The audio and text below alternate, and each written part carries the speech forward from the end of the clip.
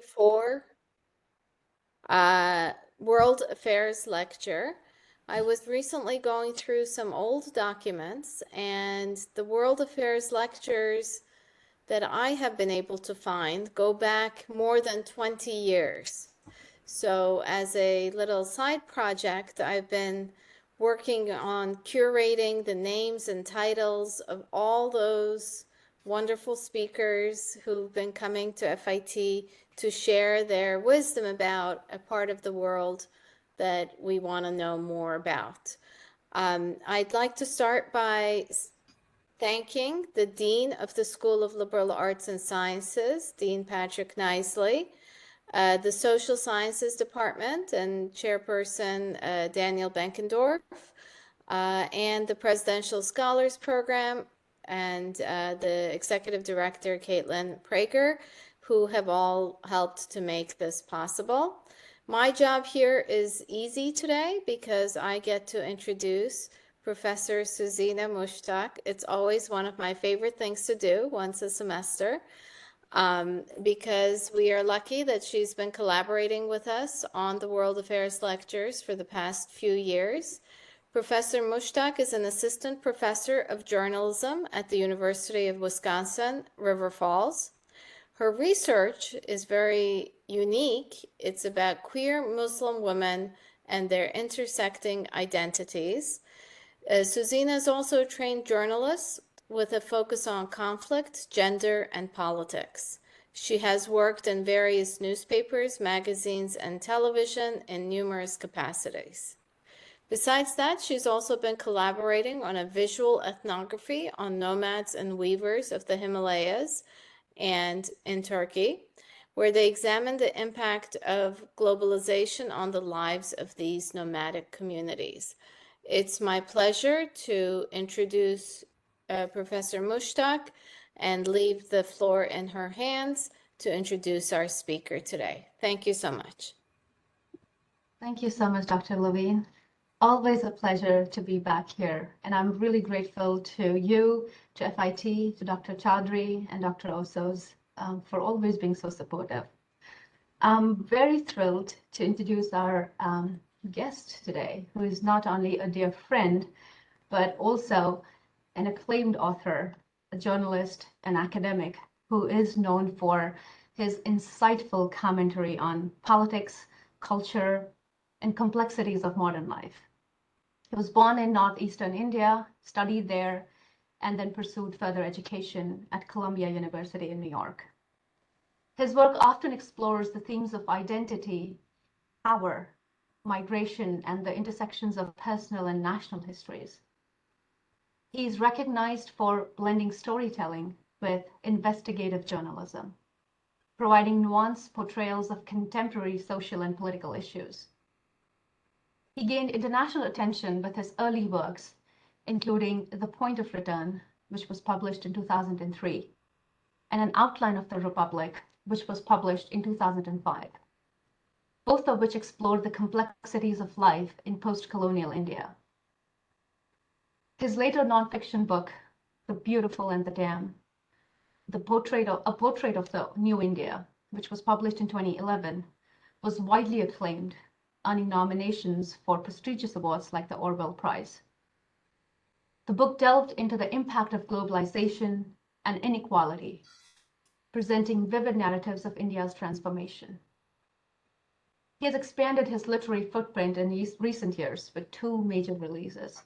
His novel, Life at the End of the World, is a sweeping, ambitious work that spans different periods of history, blending elements of fiction, dystopia, and social critique. And it also explores the fragility of hope and humanity in an increasingly fractured world. Earlier this year, he released Twilight Prisoners, The Rise of the Hindu Right and the Fall of India, a nonfiction book examining India's political and cultural shifts under the influence of the Hindu nationalist movement. So through a mix of reportage, historical analysis, and personal narratives, the book critically engages with the erosion of democratic values and the consolidation of authoritarianism in contemporary India. He teaches creative writing at the New School in New York, where he continues to shape future writers. His works are notable for their clarity and fearless examination of uncomfortable truths, making him one of the most vital voices in contemporary literature and journalism. Please welcome Siddhartha Deb. What an honor to have this conversation with you, Siddhartha. Thanks so much, Souzeina, for that really generous introduction and welcome. I'm really glad that we are getting to do this together. I'm very glad to Praveen for inviting me, to FIT for hosting us. And yes, I'm looking forward to a complex question on really urgent sort of issues, contemporary issues. Right. So I'm just going to give an overview of what we're going to do today to our audiences. So Siddhartha and I, we will have a conversation. It's going to be a Q&A. I'll ask some questions. Siddhartha will answer. We'll do a follow-up. But at any point, if you feel like you want to have a question, and I'm hoping that folks will share questions with us, please use the chat option down there on the right-hand side of the screen. You're more than welcome to share questions. I'll be more than happy to ask them to Siddhartha. But that's what we're going to do for 1 hour, almost 50 minutes now that we already have consumed 10 minutes. So shall we start, Siddhartha? Yes, please. Okay. So one of my first questions to you is, and it's something that you and I, we have been talking about a lot. This idea that we only seem to care deeply about democracy during election cycles, right?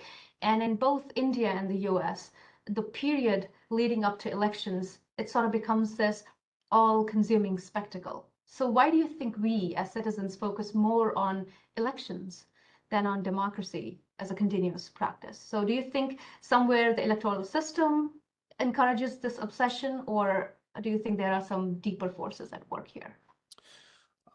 Yes, that's a great question to begin with. And I think maybe I'll start off with the less critical, slightly more optimistic interpretation of this. And it's not something that I'm naturally inclined to these days in what I've been seeing, but I think I will talk about the one, maybe what is important. And I think one of them is that we saw that with the last elections in India when there were fears that that the Modi Hindu right combined would again have an overwhelming majority. There was fear that that would happen, and there was hope that maybe that wouldn't happen. And we know that the party, that the Hindu right, didn't do very well, and that was a bit of a breath of relief, basically, for this ongoing assault on just to take one example, civil liberties and the minorities, the rights of minorities as citizens. So in that sense, it's hard to not give importance to these national elections. And I think we're beginning to see the same thing today now in the United States. We are all kind of waiting with bated breath. And I don't think there is any doubt that almost all of us feel that Donald Trump presidency would be disastrous for the world and for the United States, even though there are many critical things to be said about the Democratic Party and Kamala Harris's very late sort of, candidacy as presidential candidate. But there is the same kind of hope and fear dynamic that we are afraid. I am very much among them of what will happen if a Donald Trump presidency comes, is made a reality again for a second time. And there's some hope that our Harris presidency will give us a little breathing space, at least to some people, at least within the United States. Beyond that, there's certain things that happen. There are certain things that happen at the ground level which are hard to dismiss. Policing, violence, state violence maybe eases off a tiny bit when you have a slightly more liberal dispensation of power. One sees that in the United States context, that when a Democratic candidate is in power, when a Democrat is in power, just the hostility from customs and immigration towards educated professional class, towards the undocumented, the vast majority, it is still brutal. The policies are still brutal, but there's certain breathing space for minorities, for women. And it's hard to dismiss that. there are also certain opportunities sometimes for, in the US, we've seen, for democratic, more progressive elements within the Democratic Party to try and push forward things like, for instance, the chair of the FTC under the Biden administration, Lina Khan, that there was going to be a kind of a critical look at corporate mergers and the sort of monopolization that is happening. And one of the disturbing things that one has heard is that Kamala Harris has already been assuring Wall Street that they're going to be easier, more lenient on corporate power. And corporate power is immense and has been destabilizing democracy in both India, in the United States, everywhere. And it's not just Elon Musk giving money to Donald Trump. That is the more egregious, obvious example. But democracy is not at a crossroads. It is in incredible danger. So these are all the things that make it important. These are all the things that make an election result important, just in terms of breathing space, just in terms of little relief. But it doesn't seem to change things in a larger, broader sense. And that we need to ask, that's what's really putting democracy at a crisis. Why is it that we get so obsessed with the spectacle of it? And that, I'm afraid you and I both know that the media is a very large part of that kind of spectacle culture. And I have had the fortune or the misfortune of seeing a lot of campaigning in India and some campaigning in the United States.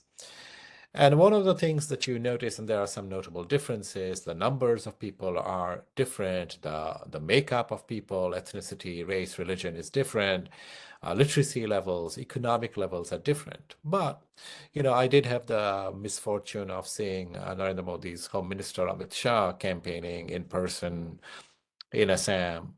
And it is a spectacle very much meant to appeal to the masses, with an Indian Air Force helicopter setting him down in the middle of this village like he's a god or something. And then, from there, I also had the dubious fortune of covering Donald Trump's presidential campaign Republican campaign in South Carolina earlier this year. And it's the same kind of spectacle inside a massive, basketball stadium, with snipers on the roofs. And people get very excited about this. They feel that they are getting to see the king or the queen, as it were. And there are many more kings than queens. We should note, patriarchy dominates even this democracy, So there is a kind of spectacle culture which is stoked by the media. But we also know that in the United States, there was a kind of decision taken from the 60s onwards that the presidents would be on a kind of a permanently on the election trail. And so it sort of magnifies the question of personalities. It magnifies the question of authoritarian personalities, of a certain kind of toxic masculinity, rather than questions of policy. Questions of policy get pushed out. There is an appeal to emotions. There is an appeal to a kind of, a very kind of a rudimentary kind of psychological appeal, and that everybody indulges in that. And even the Democrats are, I get constant emails from texts from the Democrats saying, if you don't give $15 to Kamala Harris, Trump is going to power. Do you want that? But I mean, this is not, it sidesteps the questions of policies. Right. And the Biden Democrat presidency has been disastrous in terms of Palestine, in terms of the border policies. It has been hostile, it has been racist, it has been xenophobic. And, we have seen real rollbacks to women's rights, minority rights under a Democrat candidate. So why should we believe? But these are the things that are pushed aside by this appeal to emotions. Right. And one of the things we see is that demagogues like Trump and Modi, they do better when it's a question of manipulating mass psychology like this. They do much better than any kind of considered alternative political candidate. Right. No, absolutely. I mean, you gave us so much to think about by answering that one question. And I have so many follow-up questions that I want to ask you. And one of the first things that I want to ask you is something that you just talked about, talking about the politician's charisma. And I'm wondering if you would elaborate on why do you think these election cycles become more about politicians' charisma, even as you said, we witness this erosion of democratic institutions. I mean, we notice this in India's elections with Modi or with Rahul Gandhi, or here in the United States with Kamala Harris and then Donald Trump. Even though both Congress and BJP in India and Democrats and Republicans in the US have contributed to the marginalization of minoritized populations and communities of color. So why do you think there is this this craziness about these politicians' charisma? I mean, I think the answers to that are manifold, but I think part of that is a kind of erosion of democratic values. Charisma is a kind of a complex, and I am among the presence of many academics, but I think it was Max Weber, very, was one of the thinkers who distinguished between charismatic kind of leadership, which he often attributed to cult, sort of pre-modern, pre-Enlightenment formations, as opposed to a kind of a more bureaucratic kind of leadership, which doesn't depend as much on the personality. And the question is, why has charisma come back? And why has charisma come back in such a big way? We know again that one of the times when charisma was very big was in the 1930s, and was one of the most charismatic leaders was Hitler. But I mean, Gandhi in the same time frame was also talked about in the same terms as charismatic, you know. And this whole idea of charisma, of a charismatic leader, of a strong leader, seems to happen particularly when there is massive election of democratic values. And democratic values begin from the bottom. They don't begin top down. This is something that is forgotten. They begin at home in the relationships between men and women.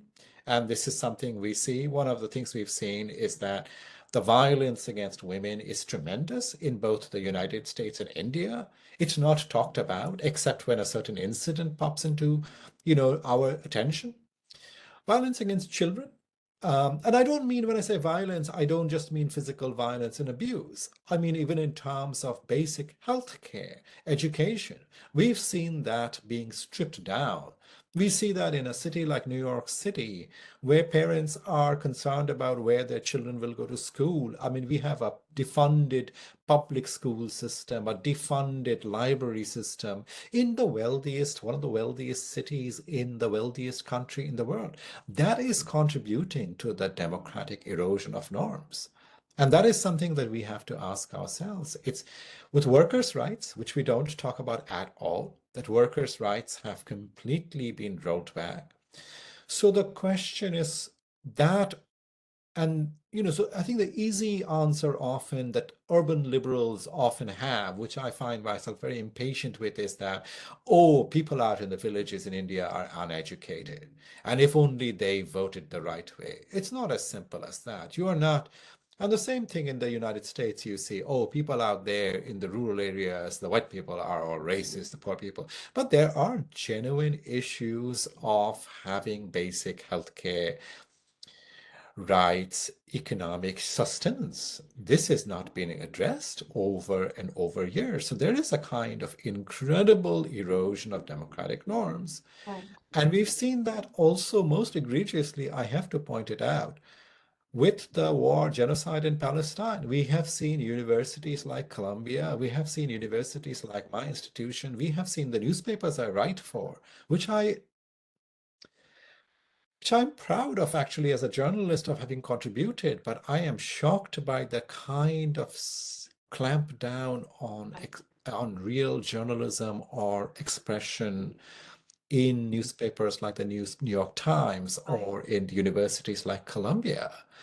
So we are seeing a real erosion of democratic norms throughout, and that is very troubling. And of course, at a point like this, that was what allowed Modi to rise to power, that the Congress allowed that democratic erosion to happen through its own authoritarianism, its own marginalization of minorities, its own sort of embrace of a kind of neoliberalism, which enriched a few and immiserated the majority. Absolutely. So that's what we are seeing that's happening right now. And it's Right. very, very troubling.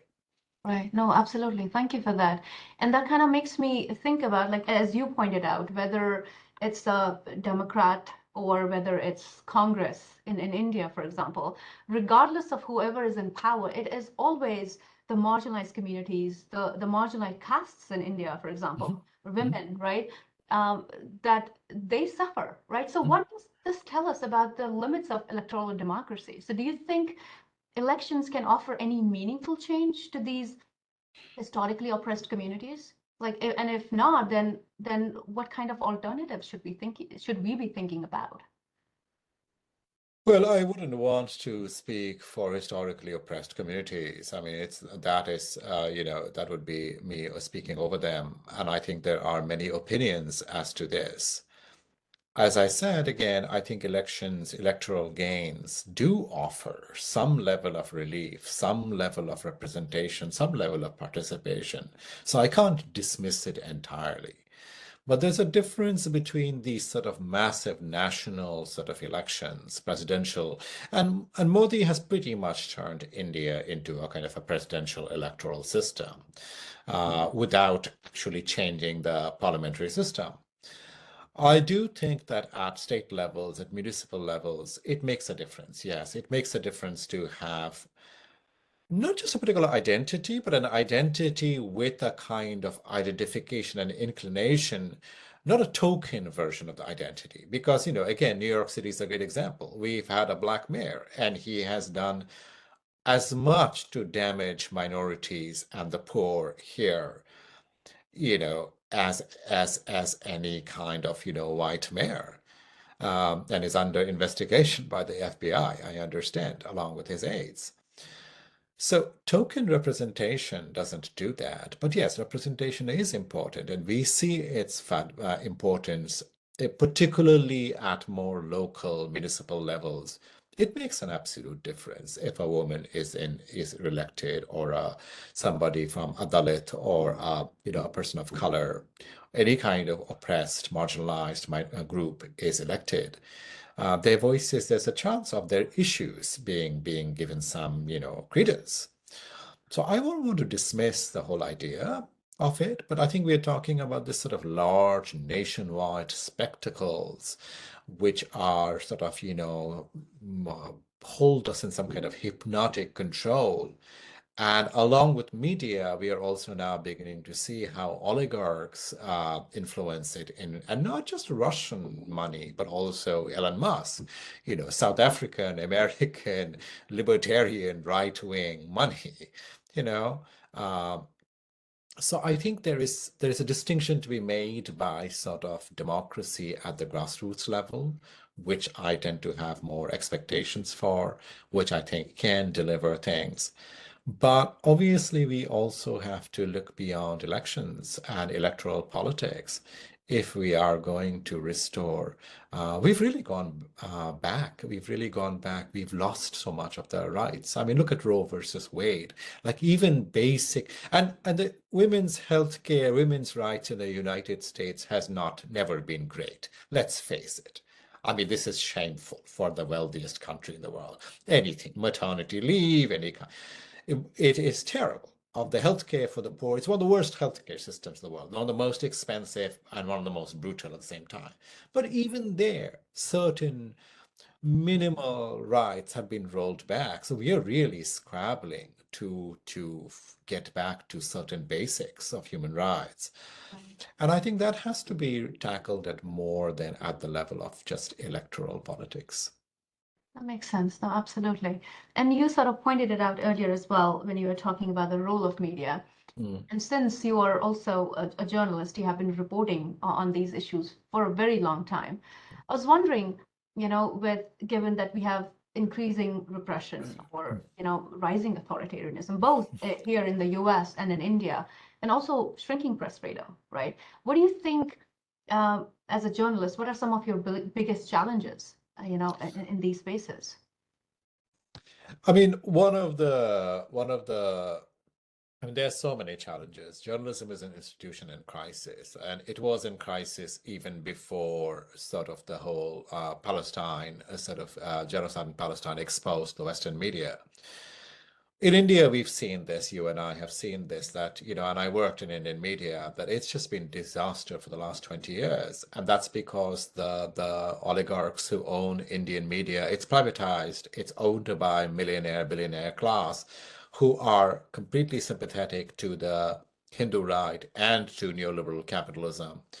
There were top-down directives. I mean, this is one of the reasons I became so frustrated with journalism in India, and I started writing fiction because I could not. I got paid more and more. I mean, I started in Indian media in the 94 when there was still a degree of, shall I say, a kind of an anti-establishment posture was not unknown. Not, it wasn't a posture. It was a position. It was taken for granted that we will critique the government in power, no matter who it is, because governments make mistakes. Governments are often brutal. And our job as the media is to bring that to their attention and to try and bring justice to people where we can. And this is very idealistic, very naive, but there's some part of me that still holds on to that, still hasn't been able to give up on it. But one of the things that I saw is that I started in journalism in 94. By 95, when the neoliberalism had come in, there was much more money flowing into Indian media. My salary kept getting bigger and bigger, and the things I could write about became smaller and smaller. And you couldn't write about poverty. You couldn't write about the rural areas. You certainly could not write about Kashmir except from a national security point of view. You could not write about the Northeast from where I came, except from a national security or tourism point of view. And the point is, people in the Northeast or Kashmir, they're not just, these people to be oppressed with soldiers or, people who will take Indian tourists around. This is a colonial way of looking at things, which I was deeply opposed to. And that's one of the reasons I turned to fiction. And I oddly started writing for Western media like The Guardian, like the New York Times, because they allowed me to go and write about India and report at depth in long term and write pieces that I was really proud of. But there are safety concerns. The government has changed the laws in India. It is very hard to report. And the other thing is, reporting is expensive, as you know. And newspapers have cut back because of advertising and because of, again, this sort of obsession with profits.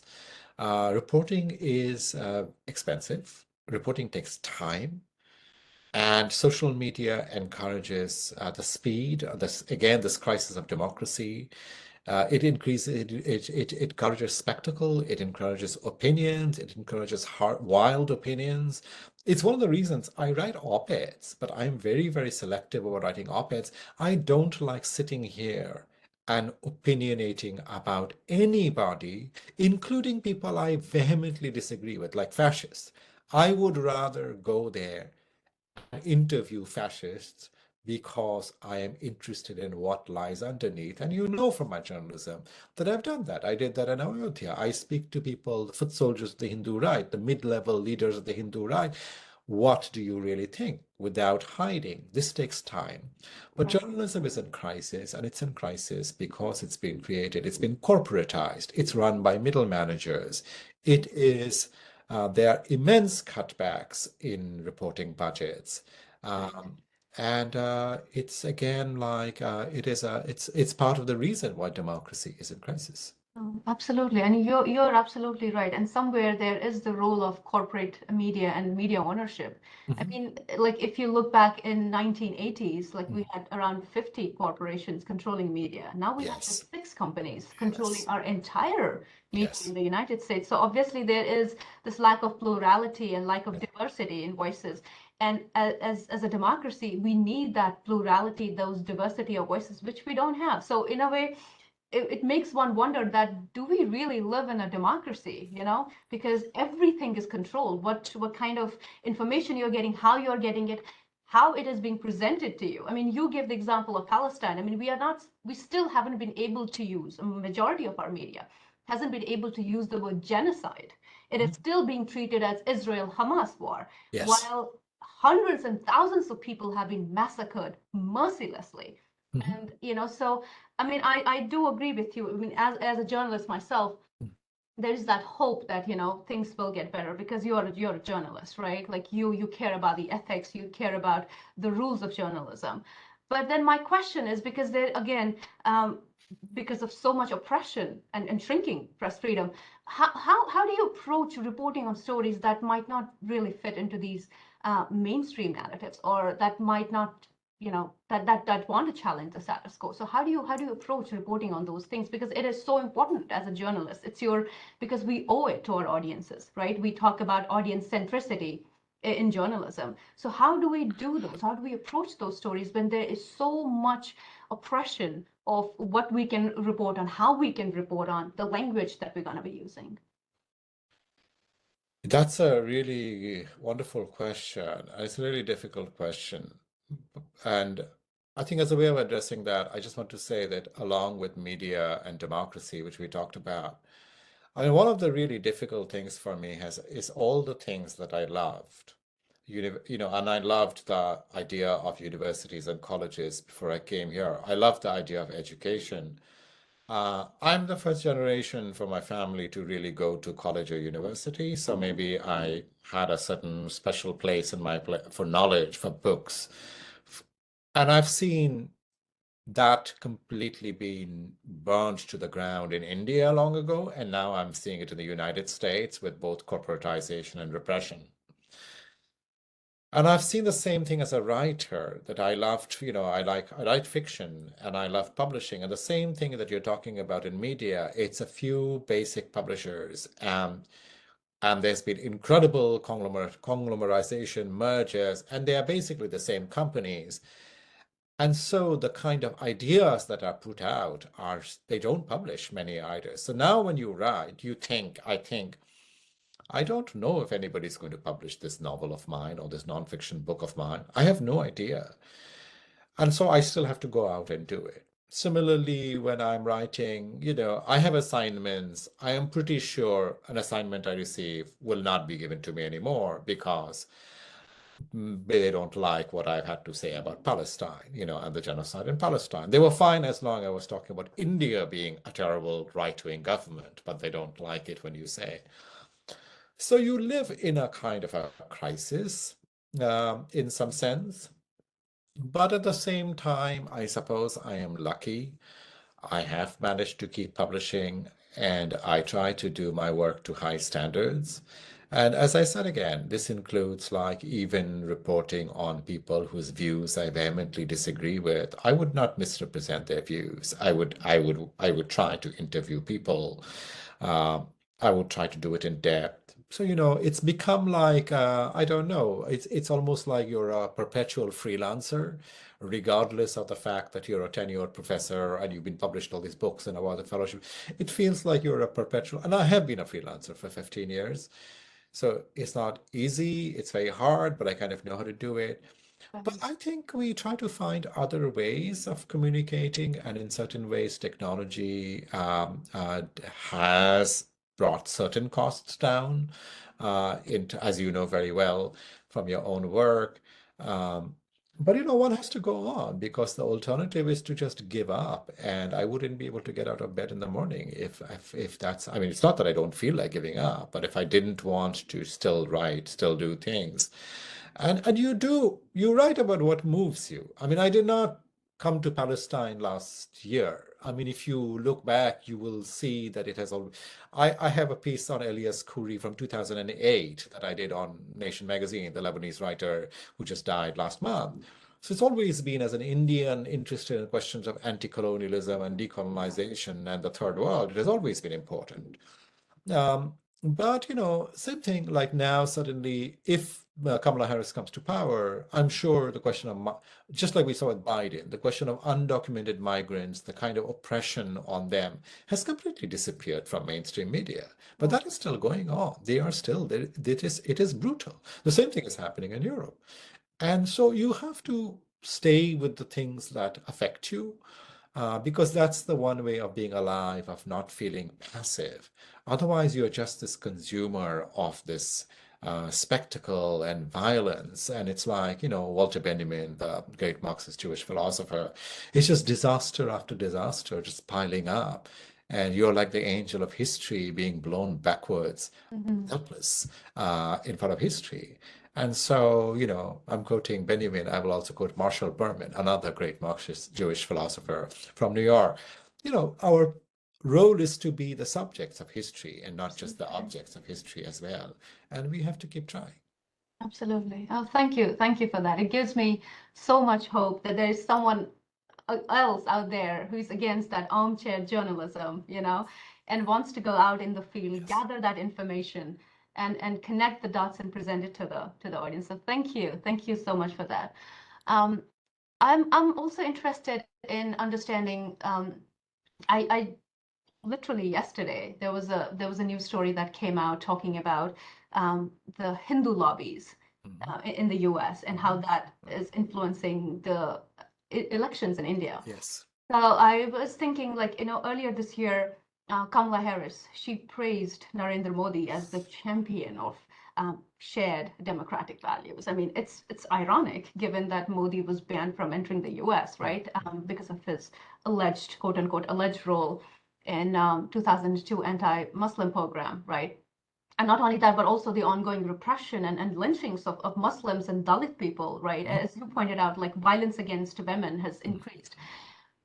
I mean, it is striking to see a moderate candidate endorsing a right-wing leader. I mean, but it's not surprising because we have seen how democratic leaders have been supporting the ethno-national state of Israel and their leaders as well.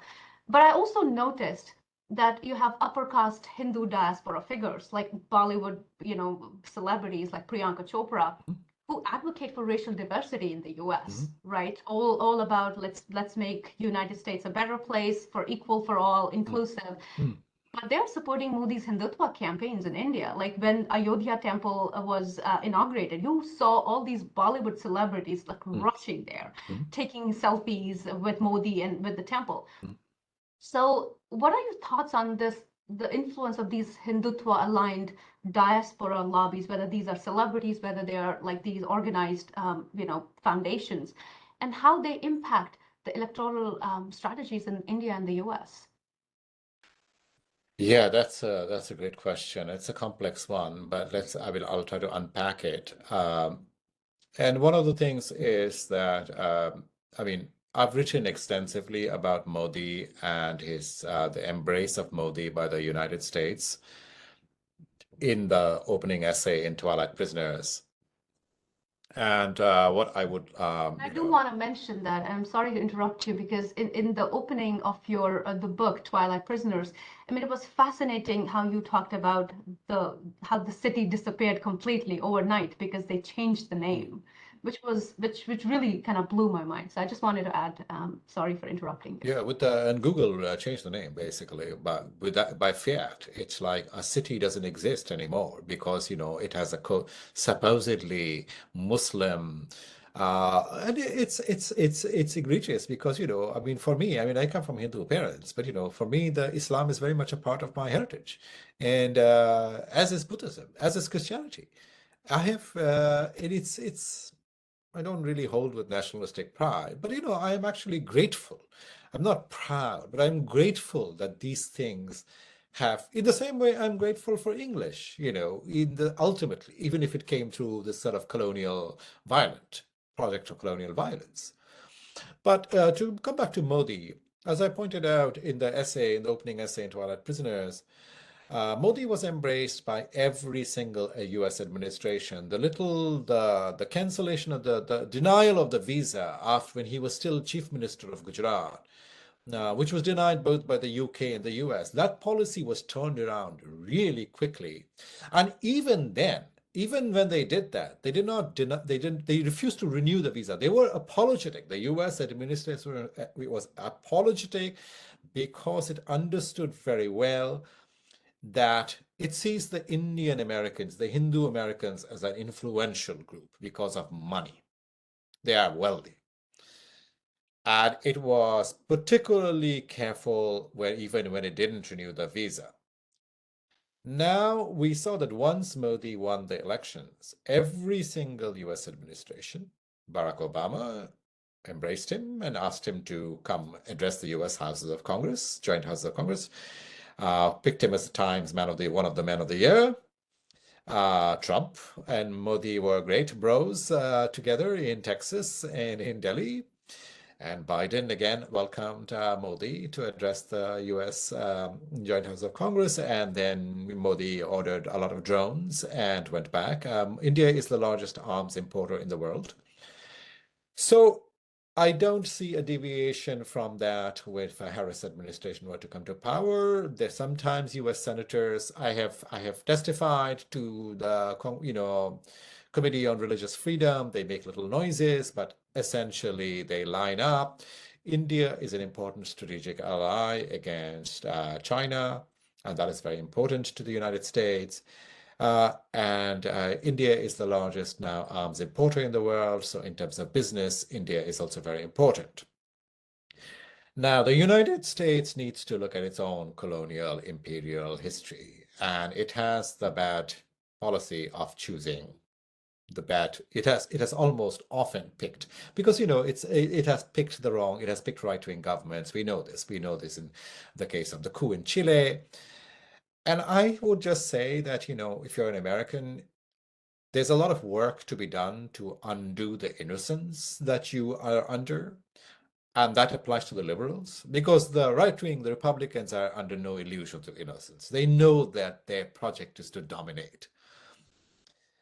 Indians have a similar convenient innocence. The Hindu upper caste Indians, they take refuge behind diversity and, oh, we come from, our religion is so welcoming to everybody. There's a similar innocence, and it takes a lot of work to uncover that.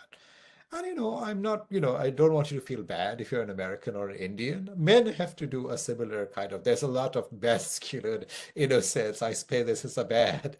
You have to do a lot of work to work through it, like what exactly all the assumptions that you have about power and violence and what is normal. So, the United States has, it's not surprising to me. I don't expect it to change.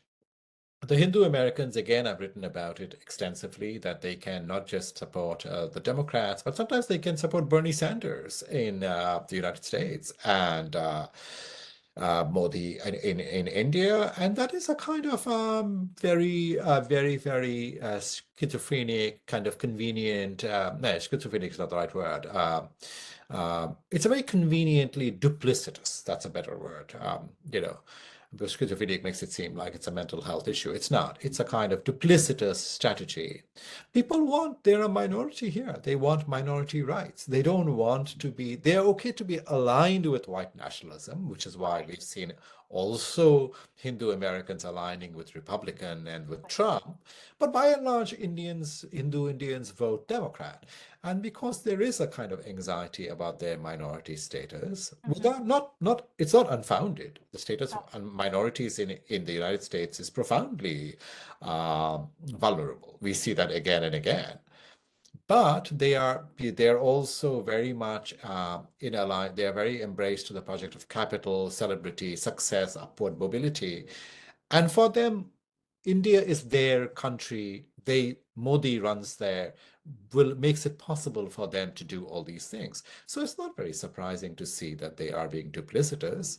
Right. And the other thing to say about the Hindu American Foundation is that the Indian Americans have also, the right wing, they have noticed very carefully the role of IPAC. And they have deliberately modeled themselves on IPAC, that we can influence American lawmakers in the same way. And I'm terrified because what we now see unfolding in Palestine, in Yemen, in Iran, in Lebanon, it's kind of has given a blank check to authoritarians all over the world, from Putin to Modi, that you can do whatever you like. And as long as you have the right alliance in place, the United States will, just look the other way. So that is terrifying.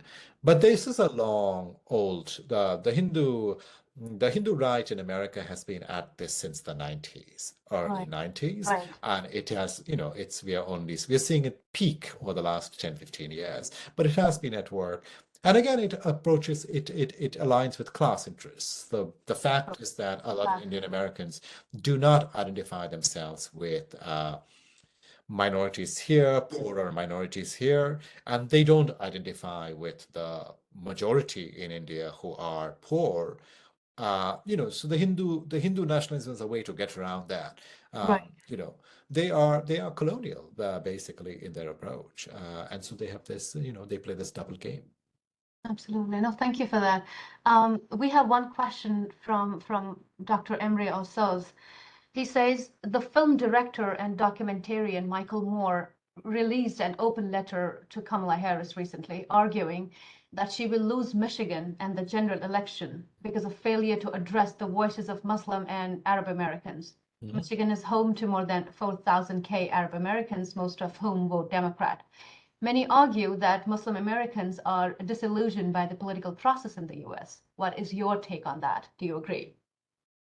Broadly, yes, but it's not just Muslim Americans. I mean, it's who are, and if Kamala Harris is going to lose the elections, I will just start. I find Kamala Harris's record disturbing. She does not represent the most liberal wing of the Democratic Party for me, the most progressive wing. I am troubled by her cozying up to Wall Street before the elections and of rolling back even the slight checks that, the Biden administration was pushing through. But like many people, when Biden stepped down and I said, all right, this is somebody I can get behind. And she had a certain goodwill. And I don't think it's just her as a person, but it's a party. It's a political party. It has a setup. But the centrist Democratic Party decided that they didn't really need to, that they could just take this for granted. So, a lot of people like me, a lot of young Americans who are absolutely detest what is happening in Palestine, in Lebanon, who are the people we have seen protesting bravely, and many of them are Jewish. I have amazing, brave Jewish comrades, and the young are particularly present among them.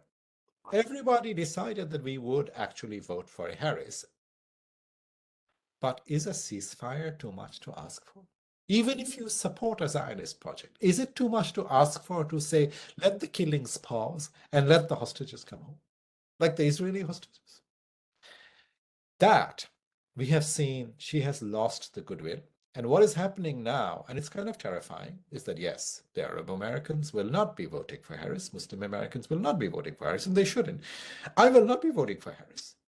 The young people will not be voting for Harris. I will not be voting for Harris because I live in New York, so my vote doesn't matter very much. So I'm being a little devious here. But if there was a ceasefire tomorrow, I think everybody would come out and we would say, okay, there are these other issues we need to talk about, the long-standing issues that Susanna and I discussed in the meeting. But for now, yes, none of us wants Trump to come to power. We Right. will vote for her. But the Democratic Party is willing to I mean, it's beginning to, I mean, are they also campaigning for Trump? Because you could have no more effective campaigning Right. for this dysfunctional character than to push on and militarily now support the Israeli. It's a war in the Middle East. It's a genocide and a war. Right. And yes, Emre, I am sorry. Sorry, I use first names. I'm very for No, no, everybody. no, no. Please don't mind. But I'm just yes, I'm afraid. But she's going to lose the Muslim American vote, the Arab American vote, and the young American vote, Yeah, and that is very, very, very crucial right. because that is our future. Yeah, no, And absolutely right. I mean, and then yesterday, the news, there was this news that, I mean, a literal fascist in a way. Melanie, Mhm. Italy basically imposed full arms embargo Yes. on Israel, Mhm. and our Democratic Party has yet to do anything about it. Yes. Which kind of leads me to my final question. Mm. And in a way, you alluded to that Mm. in the beginning when we Mm. talked about democracy, and you said we are not really at a crossroad. Mm. Democracy is really at a danger. So Mm. my final question to you would be, what could reinvigorate democracy in the US and in India, as we are talking, and even though as you're saying that it's in a way in a crisis, it's in danger. I mean, it's a global project. I mean, I hate thinking outside nationalist boxes. I mean, I live in the United States and I grew up in India. I have loyalties to both these places, but that doesn't mean these are the only places I care about. I mean, I am very much a citizen of the world, and every place is important. Every life is precious. Uh, so I think in some sense we need to start thinking about we don't have much power, as we've talked about, as academics or journalists. It's very limited. But I think not just academics and journalists, many of us, I think we need to start thinking about withholding our labor. And that has begun to enter the conversation in the United States for a while. But I think we need to think about that. We need to withhold our labor. We need to really desist. We need to disengage from this toxic system that has been created, one of consumption, and that includes consumption of media, that includes being overworked, that includes not being able to have solidarity, not being able to know really each other, not being able to know who your neighbors are, Right. not being able to take care of each other. We cannot expect these governments and corporations to bail us out of a crisis that have led us out of an abyss that they have been marching us down. Right. So Absolutely. we have to, I think our labor is one thing we still have. And, it's a great workers' tradition of the general strike. We are not in a position to do a general strike. We don't have enough solidarity. But there are other ways of withholding our labor. There's a fantastic feminist, Marxist, anarchist thinking about this. And young people do think about this. Occupy was partly about that. Right. But I think we need to go back to that, this question of withholding our labor and of rebuilding communities, rebuilding networks of care. They are not going to do this. They are not going to address the questions of public. And again, I think movements like the Sanctuary Movement, which were trying to help people crossing the border, some of the solidarity movements, Right. address this, but we basically really need to disengage. We need to disengage as consumers. And by this, I don't mean just shopping. I Right. mean like Netflix. Right. I mean even the liberal news that you watch.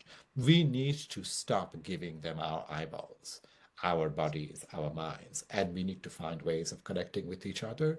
This may seem very utopian, but we are at such a dystopian moment. And this is not violent, by the way. I'm not saying go and kill anybody.